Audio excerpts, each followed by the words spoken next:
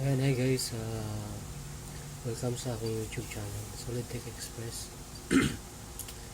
Yung i-share ko po ngayon na video about po dito sa model po nito ng brother MFC L2740DW, pero ang magiging concern po nito pwede rin sa mga ibang model ng brother laser printer tulad ng mga 2540 L2700 or yung iba pang mga katulad nitong model. So open muna natin. Yung concern ng machine na to, may tumutunog siya, may gear noise siya kapag nagra-running yung mechanism niya. So may share po ako sa inyo na ano yung mga possible na gawin po natin pag may mga ganong gear noise. Nag-function naman siya, nagpe-print siya, pero meron siyang maingay. Okay.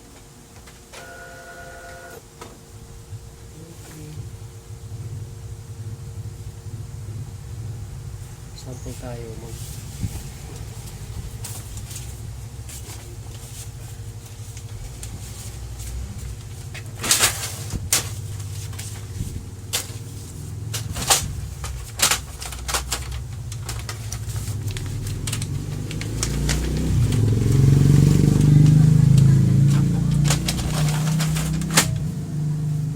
So mag-sample po ako ng input. Tapos pakinggan po ninyo yung maingay po na tunog.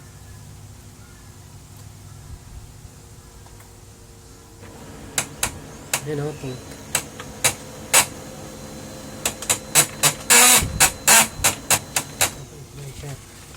Nag-print naman siya, pero napakaingay po ng so, open muna natin to. Just close. Marinig na rin natin yung mga tunog-tunog na yun. So, test natin. Try natin hanapin kung saan yung tunog na yun. Minsan kasi may mga ganun tunog din, mga gear noise, na ang may problema dito sa paper tray. Kaya dito sa may cartridge and drum niya, or sa mga gear sa likod, dito sa mechanism niya, or dun sa fuser. So ngayon ito, tanggal na natin to. Yan, umiingay pa rin siya. Tanggalin natin ito. Ayan, umiingay pa rin siya. So posibleng meron din sa likod o kaya sa mechanism niya. So kapag ganyan po yung machine ninyo, pwede niyo po ninyo gawin yung testing na yun para malaman natin agad kung saan part yung may nagigir noise. Okay. So ngayon, dahil sa likod siya, kung sa likod na ito naman ang pag-testing pag sa likod. Okay. Open muna natin ito. Pag sa likod naman, ang gagawin lang ninyo dito, yung kulay green, ayan, ibaba muna natin siya, ayan. Pag nakababa siya, isarado na natin yung front cover. Tingnan natin kung magkakaroon siya ng gear noise. Wala siyang gear noise. So posibleng dito ayan natin ulit nakakataas. Wala naman. Ayan, may lumabas ulit. So isa pa, ibababa ko, open, tapos sarado ko yung wala yung tunog. So sa tingin ko nito, dito ito sa may mechanism niya na konektado doon sa nagpapaikot sa fuser. Okay. So babaklasin mo na to.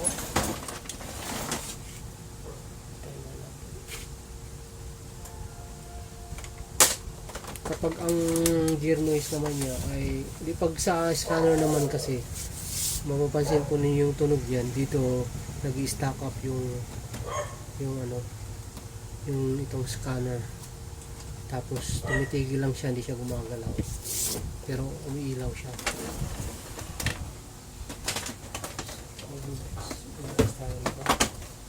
Actually pagka hindi pa ninyo nabubuksan o napapagawa yung yung ganitong model o kaya yung ibang model ng laser printer. May mga pa yan, may mga tornilyo pa yan dito, kaya dito sa harap. Check nyo muna yun. Pero yung mga ganito na nabuksan na, ay ba, hindi na binabalik yung tornilyo. So para baklasin po yung sa left side po yung babaklasin natin kasi nandito po yung mechanism po niya katabi ng mainboard. So hilahin lang po natin siya, tapos idiin natin pababa. Ito. Okay. So yan yung mechanism po niya.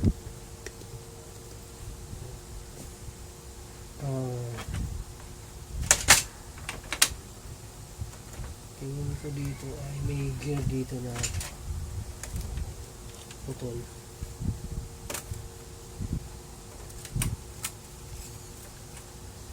Sige. Tanggalin na natin to.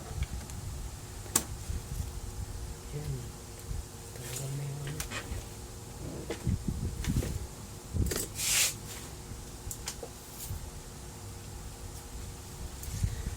okay.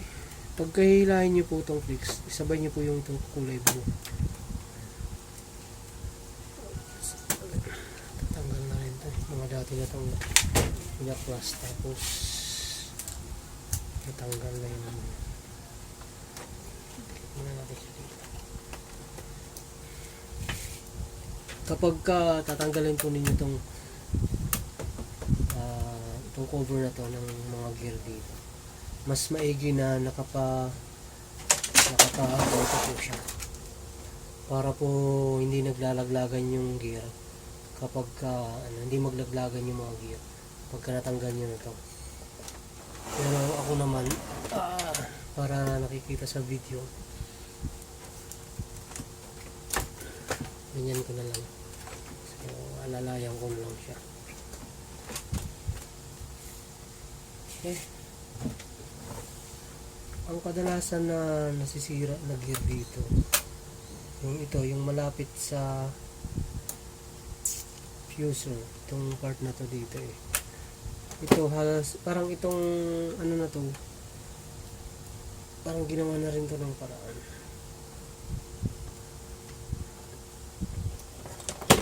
Tingnan ko kung tanggal na to. Okay pa naman. So, baklasin na lang natin itong buong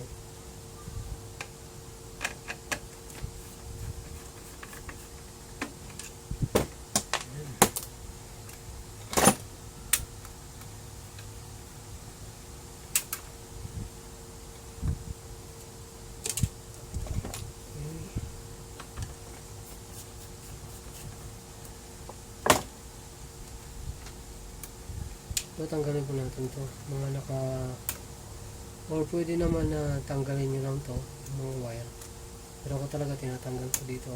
Meron lang tong parang maliit na lock, hilahin nyo lang dito ang kabila. Tapos itong maliit na spring,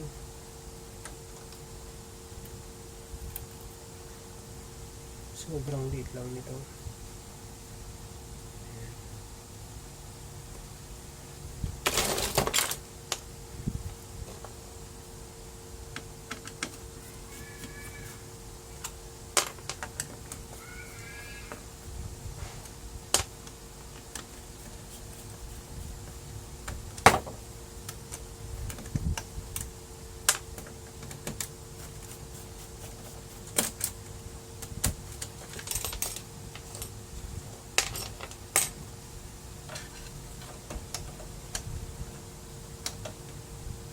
Ayan guys, para pagka magbabaklas kayo, para hindi kayo mahirapan sa pagbalik, meron kayong reference, picturean nyo muna para may or kung pwede rin videoan nyo para alam nyo kung saan nakapwesto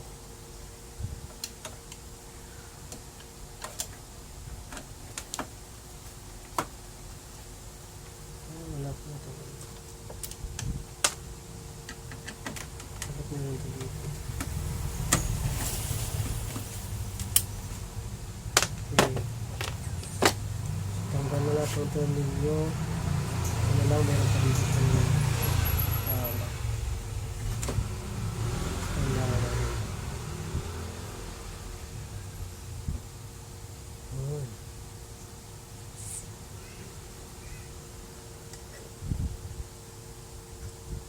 Ito, okay pa naman.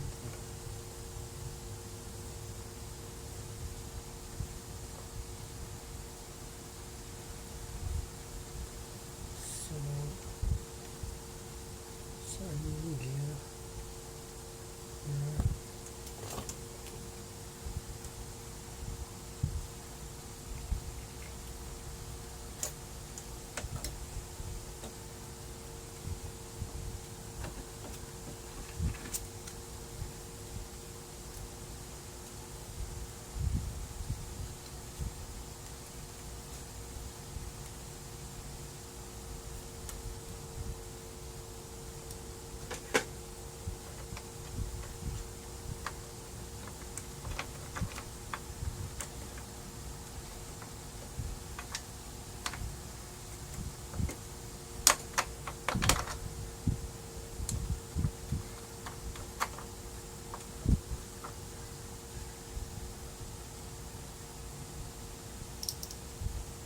Ito yung gear na nakakunik sa fuse, sa gear ng nasa fuser. So okay naman siya dito.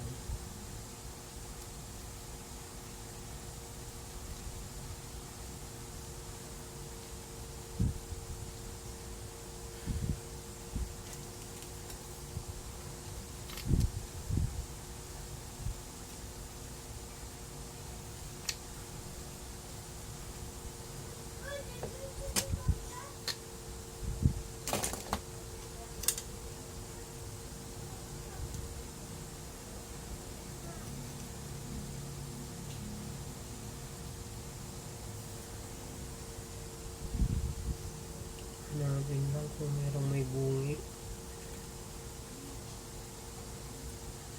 Okay.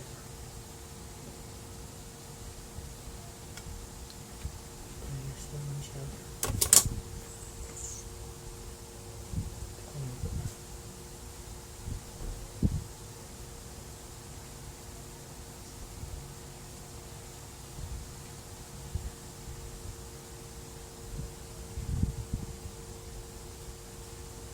Ayos naman.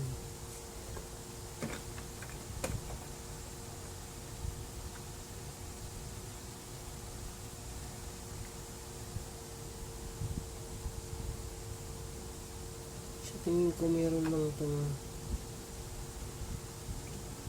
nawala sa tamang pwesto. Kumbaga medyo lumuwag, tapos natanggal sa tamang pwesto niya.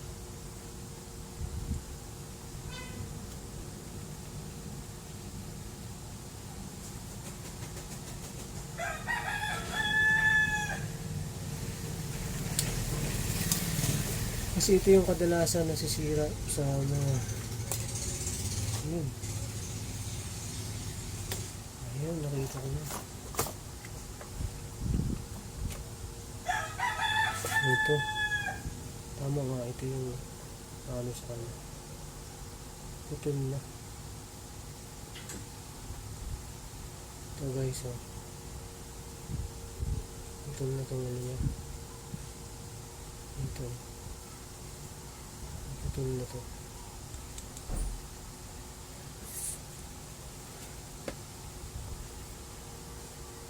Ito yung malapit sa ano sa gear na nagpapaikot ng fuse. Okay.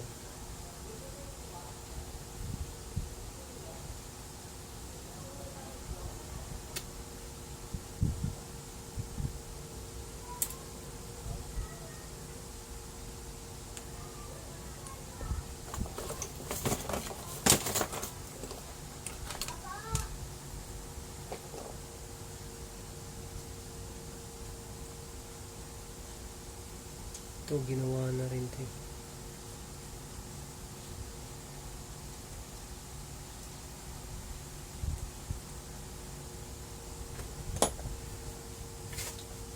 Ito na.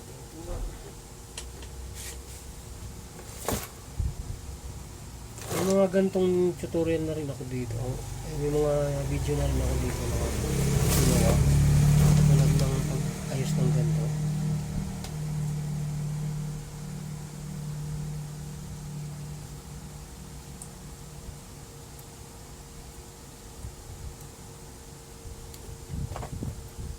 Pwede nyo lagyan siya ng stick tulad din ito, kaya lang parang yung stick na nalagay dito ay hindi maganda.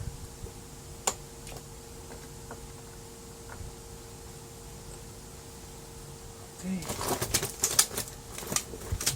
panibago.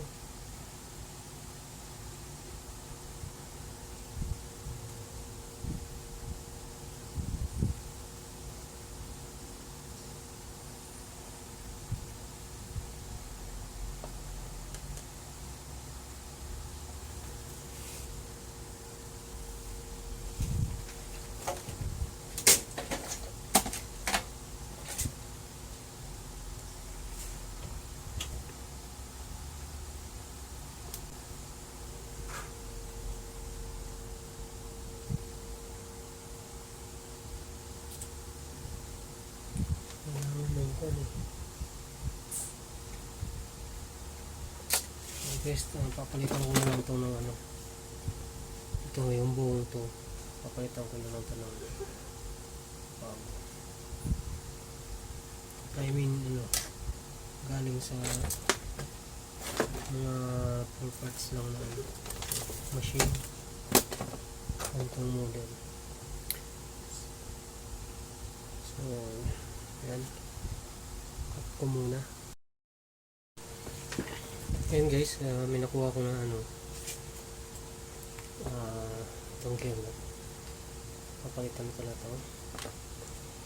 Pero ito kasi nakuha ko, putol din yung sa taas niya. Pero itong dati, ang putol nito na nakalagay dito ay yung sa ilalim. Tapos yung ditong sa taas naman niya ay nilagyan lang din ng stick. Ito pwede naman to lagyan lang din ng stick. Pero may nakita kasi akong tornilyo, maliit na tornilyo na pwede na dito.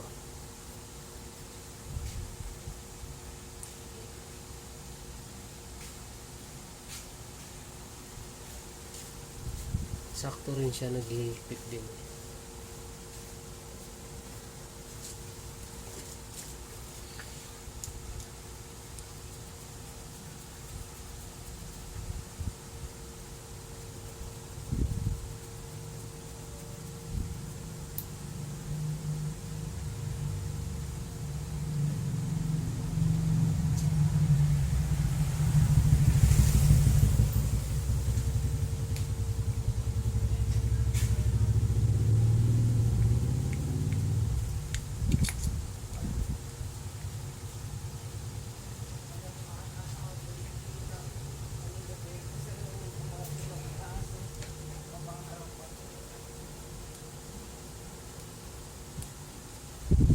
Pag hindi ito umubra, stick na lang yung gagamitin ko at yung pandikit, yung mga magandang klaseng pandikit. Kung pansamantala lang kasi ito, dapat talaga palitan ng ano, buo. Kaya lang ngayon wala akong pangpalit dito na buo, kaya ito na lang.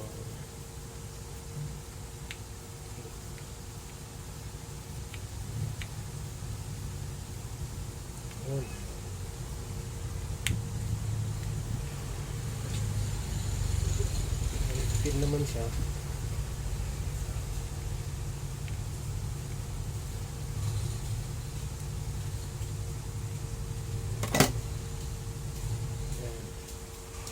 Kasi ang mahalaga dito yung makaikot niya to na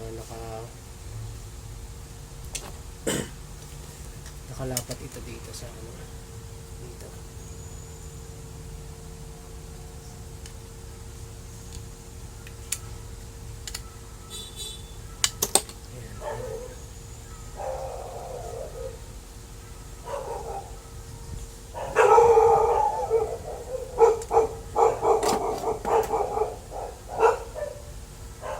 Tapos lagyan na lang ng grasa tong sakit na to pag binalik mo para hindi siya kaagad sira agad. Para mag-loose.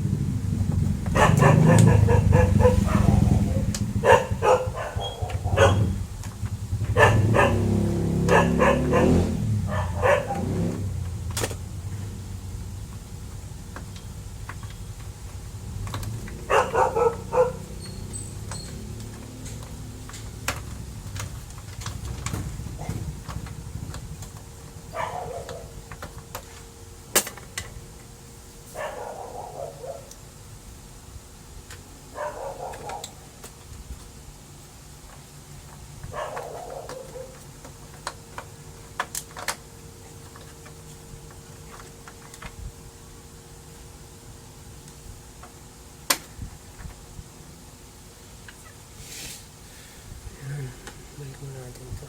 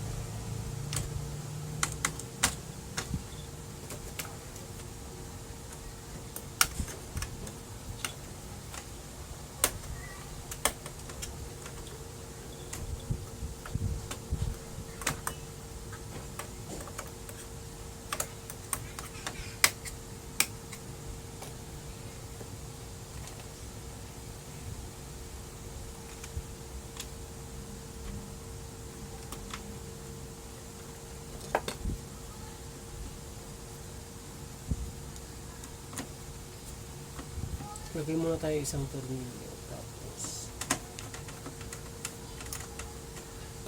buksan po natin to. Sarado. Tapos kasi minsan po pagka nalagay mo na yung tornilyo lahat, pag binuksan mo to, hindi mo siya mabuksan yung galak dito. Sumay natin.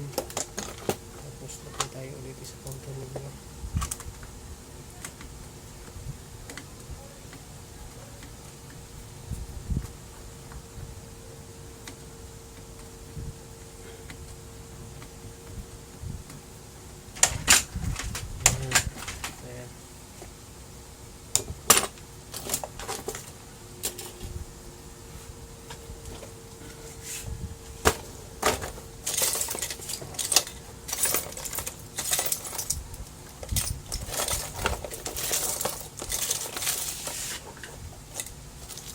Kahit yung mga ganitong stick na ano, pwedeng gamitin sa ganyan pagka o kaya yung sa mga barbecue stick.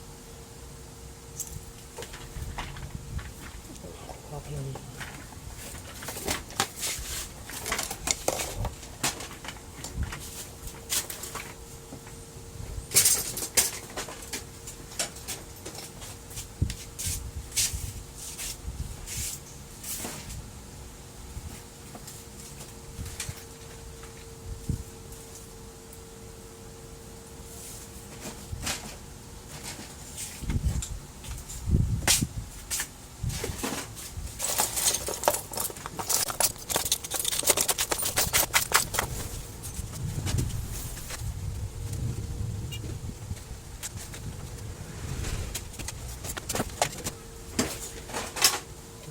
Dito eh. Dapat meron po ito dito ng tunnel at saka yung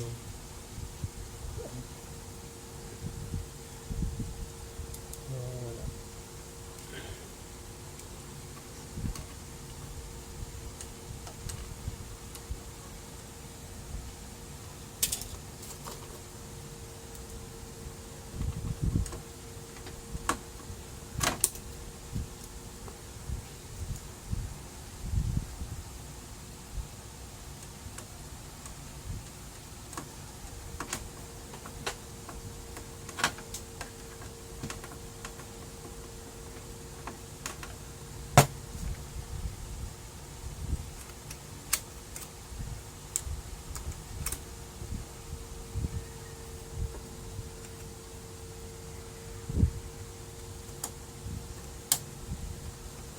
Sundan nyo na lang guys yung pag ano. Ito ang video.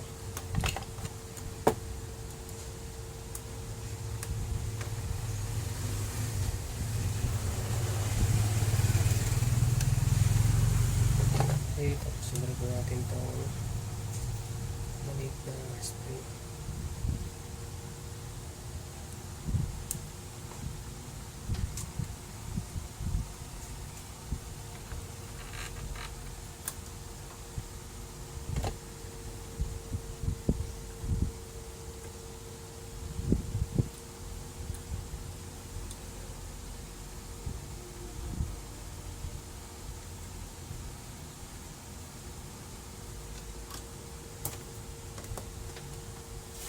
Okay.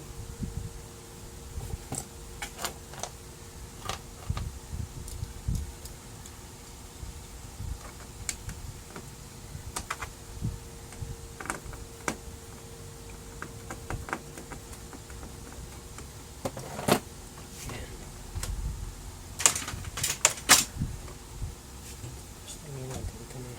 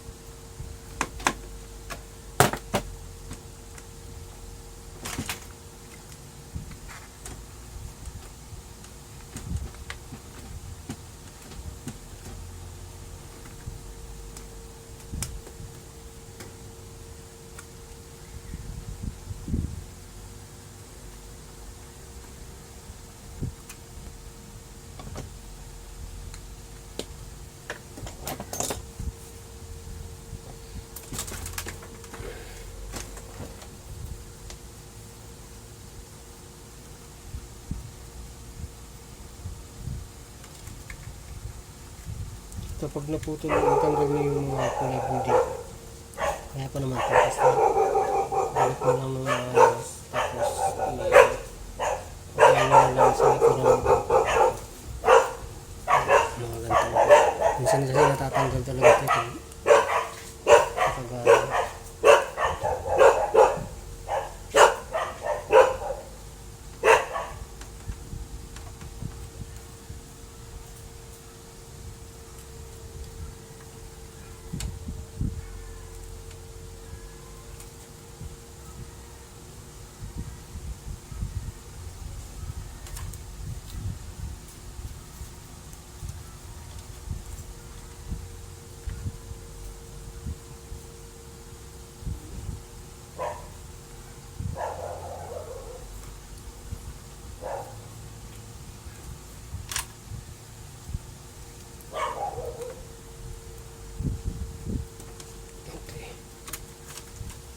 so, bago natin siya sarado dito, open muna natin yung printer para malaman natin kung may iba siyang error na lalabas.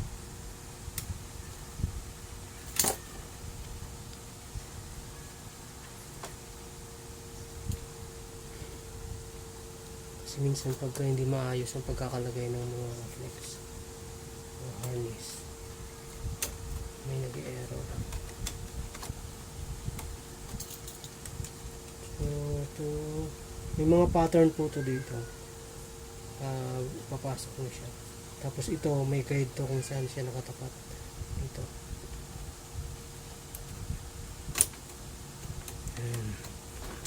Okay, so open natin.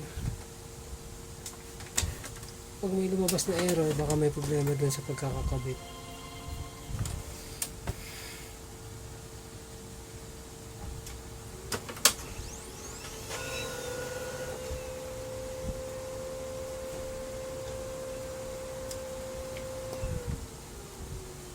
Ayan, wala namang error. So, okay yung pagkakabit dun. So, testing na tayo.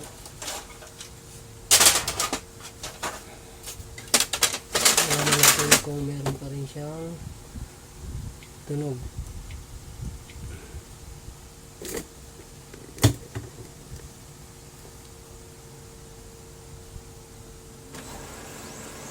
Ayan o, wala na siyang smooth na yung tunog niya.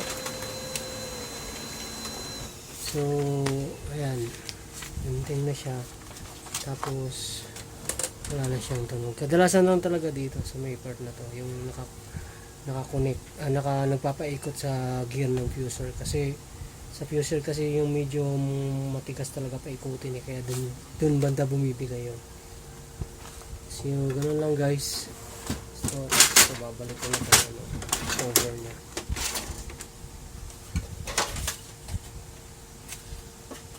Kung babalik naman kayo, unahin nyo lang yung banda likod na mailagay. Kaya ayan. Ayos.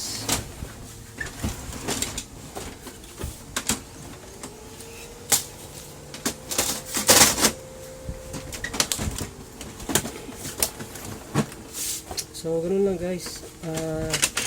Sa mga hindi pa nakasubscribe sa aking channel, baka pwede po mahingi ang subscribe, like. Meron kayong katanungan sa sa mga printer po ninyo, kahit ibang model or brand, pwede po kayong mag-message po dyan. So thank you guys, salamat sa panonood. Mag-sample muna pala tayo isa pa. Testing.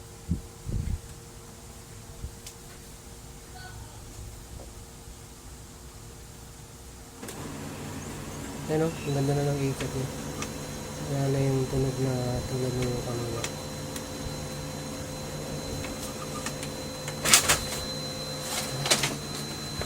Hindi nabasa yung papel kasi hindi siya nakasagad dito sa may pitapola.